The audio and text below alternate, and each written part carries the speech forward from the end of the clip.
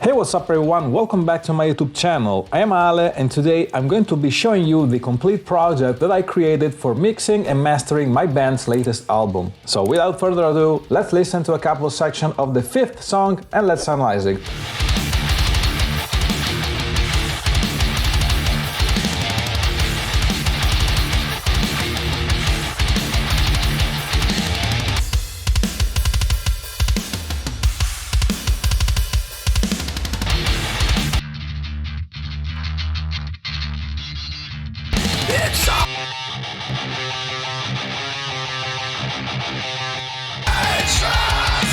They are raging, they're not going to forget.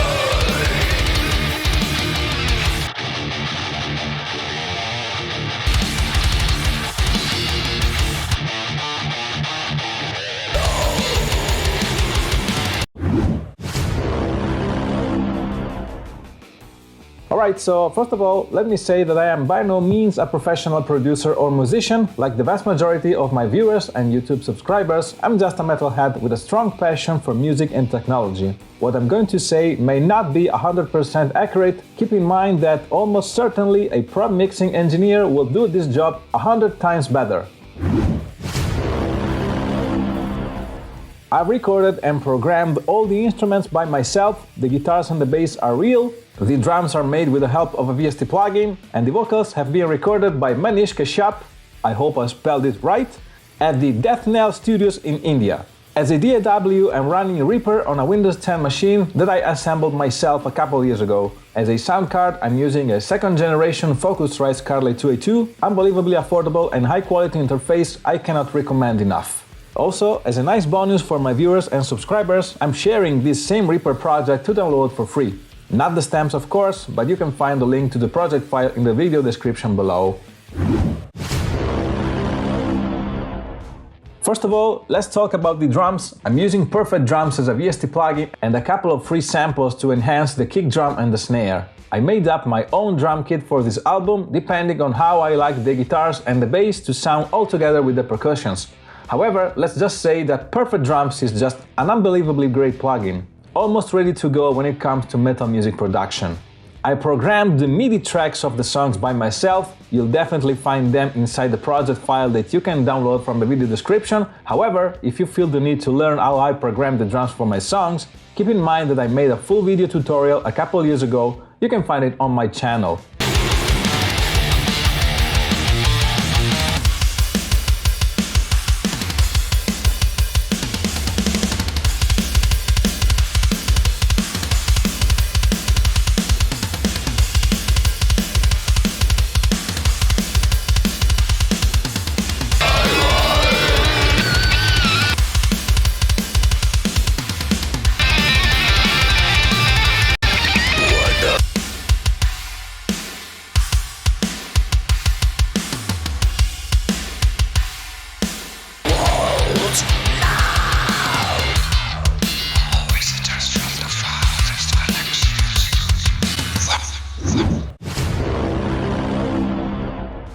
Let's talk about the bass now. I recorded the clean DI signal for each song using my Jackson Kelly KBX 4-string bass, sometimes tuned to E standard, sometimes to D, depending on the section of the song. The strings I used were Ernie Ball hybrid Slinkies, 45, 65, 85, 105. The pickups were the stock Duncan Design Actives made in Japan in 2002. I simply duplicated the bass track, panned both to the center and used the old trick of parallel equalization. In essence, I made one track sound more bass-oriented and another one more treble-oriented.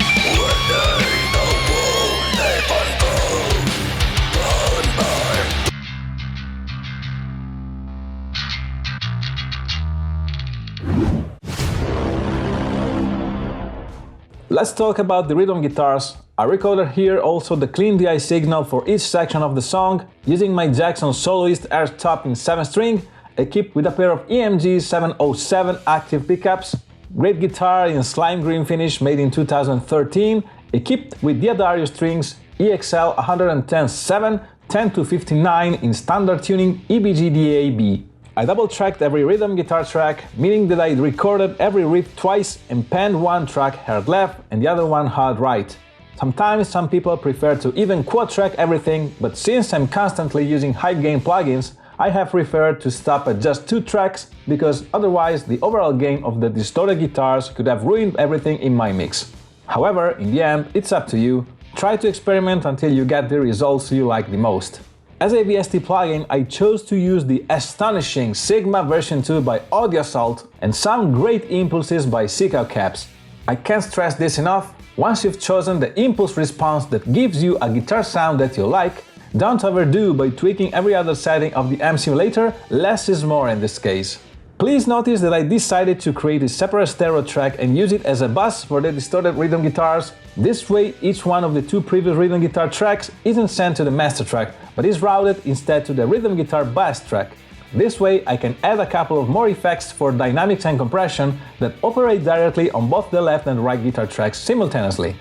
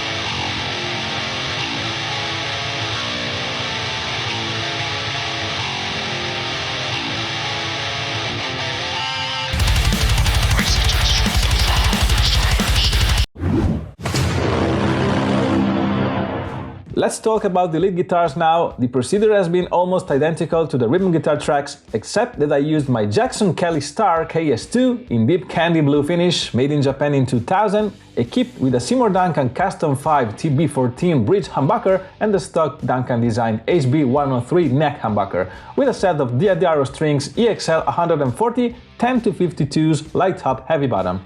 Depending on the song structure, I double-tracked the lead guitars to create harmonies, panning them left and right, or I just recorded one track panning it to the center, to make it big for some strong lead sections. However, I decided to use the same method as for the rhythm guitars and created a new bus for the lead guitars, following the same routing patterns that I just explained in the previous chapter. As a VST plugin, I used also the Sigma version 2 amp sim by Audio Assault, together with a couple of different impulses by Seekout Caps.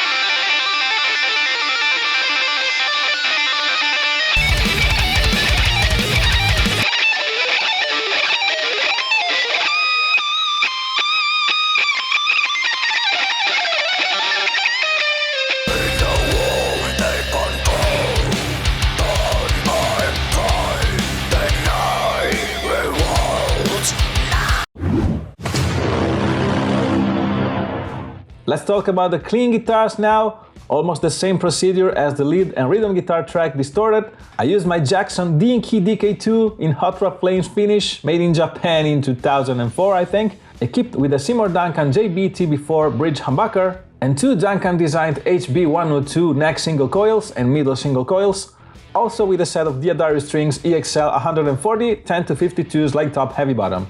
I double-tracked every clean guitar track, also meaning that I recorded every riff twice and panned one hard left and the other one hard right.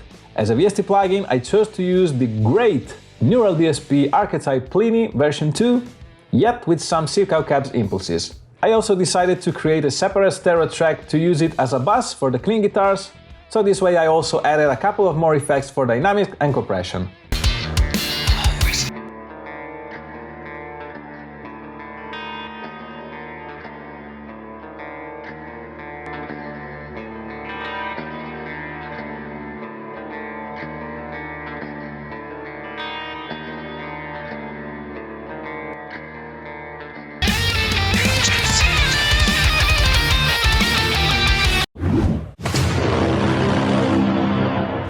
Let's talk about the vocals now. I wrote all the lyrics during just one boring winter afternoon, believe it or not, and asked a professional vocalist to record them using some track references that I sent him first. I'm very happy with the result that I got, so I want to thank once again Manish Kashyap from Death Knell Studios in India for the absolutely fantastic job that he has done with my songs. Shouting out to him and his band people, take a look at Death Knell Band, they're great musicians and awesome people to work with and deserve a lot more recognition. Let's go back to my project now. I decided to create a total of 6 tracks for the vocals, plus 1 bass to control them all. The main vocals are panned to the center of the mix, while I also added 2 more layers of the same vocals down-pitched to fill the voids that I felt existing in the low frequencies. This tends to happen very often when mixing screaming vocals and growl. They just need to be correctly juxtaposed, otherwise they could lead to some out-of-phase problems. Plus, the vocalist also gave me more deep vocal takes that I used as bonuses for the heaviest parts, like some chorus and whatnot. Finally, in some section of the songs, there is a whispering vocal track, which obviously belongs to the high-frequency spectrum. Inside the eyes of the false gods, there is wrath. They are raging, they're not going to forgive.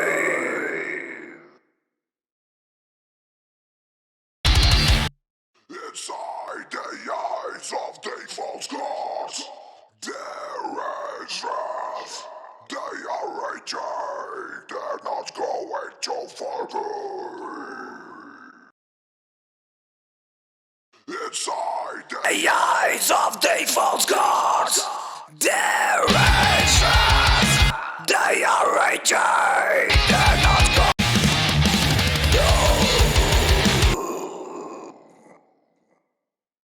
There's no hope for mankind. They will abide. They will end up alive.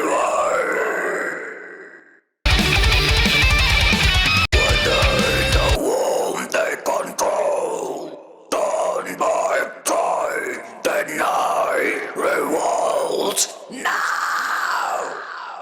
Oh, visitors from the farthest galaxies, forgive our weapons. Oh, visitors from the farthest galaxies, forgive our weapons, our souls and identities. We will transcend.